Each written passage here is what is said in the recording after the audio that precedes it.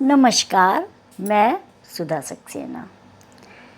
हम सब यानी मनुष्य एक भावात्मक प्राणी है और क्रियाओं और प्रतिक्रियाओं से वह सदैव उसका हृदय विह्वल होता है, उद्वेलित होता है।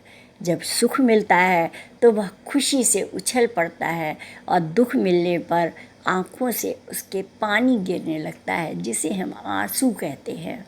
कभी कभी बहुत अधिक खुशी होती है, तब भी आँखों से नमी निकल आती है।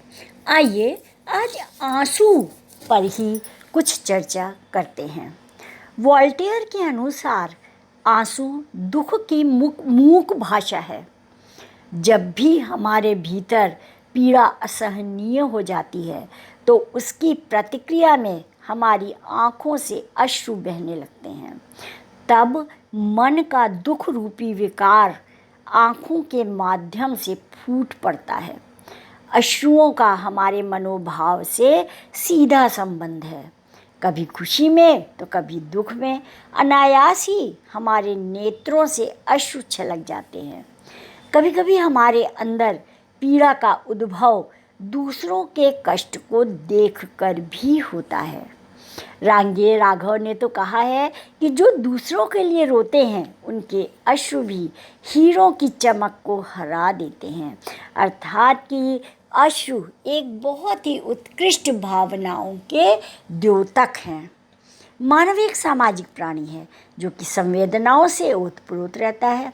उसे दूसरों का दुख देखना अच्छा नहीं लगता है, तभी तो वह दूसरों के दुख हरने के लिए प्रयासरत भी रहता है। और हमें प्रयास करना भी चाहिए कि हमारी वजह से किसी की आंखों से अश्रु ना बहें। यदि कोई मनुष्य किसी भी कारणवश दुखी हो तो उसके अश्रु पोंछने की हमें हर संभव कोशिश करनी चाहिए, तभी तो वह मानव कहलाने के योग्य बन सकता है। मानव की सहायता नहीं करेगा तो कौन करेगा।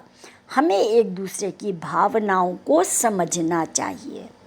हमारे नेत्रों से निकले अश्रु हमारे ही मन का दर्पण होते हैं, जो न कहने पर भी बहुत कुछ कह जाते हैं, बहुत कुछ बता जाते हैं।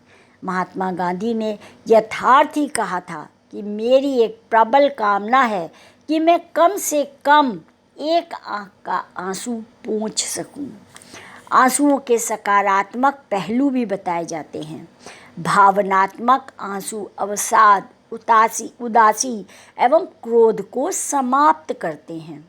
रोने से मन का संपूर्ण मैल दूर हो जाता है। अतः जब कभी भी किसी कारण से रोना आए तो उसे रोकना नहीं चाहिए, बल्कि उसे खुलकर बाहर आने देना चाहिए। अन्यथा आँखों में रुके हुए ये आंसू भीतर कोई विकार उत्पन्न कर सकते हैं। रोने से शरीर से वे रसायन भी बाहर निकलते हैं जिनके कारण तनाव महसूस होता है।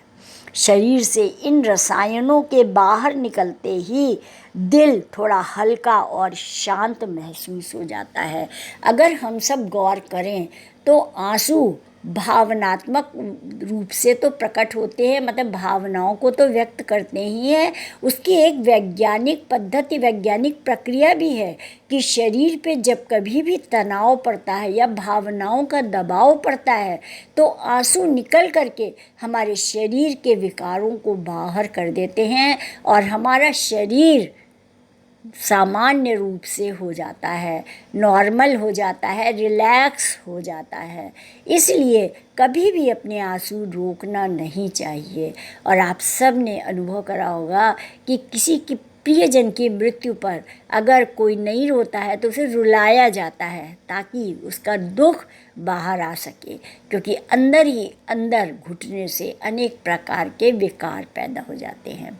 तो आज इतना ही। हम सबको आंसू की महत्ता समझनी चाहिए और स्वाभाविक रूप से हम सब उसकी समझते भी हैं।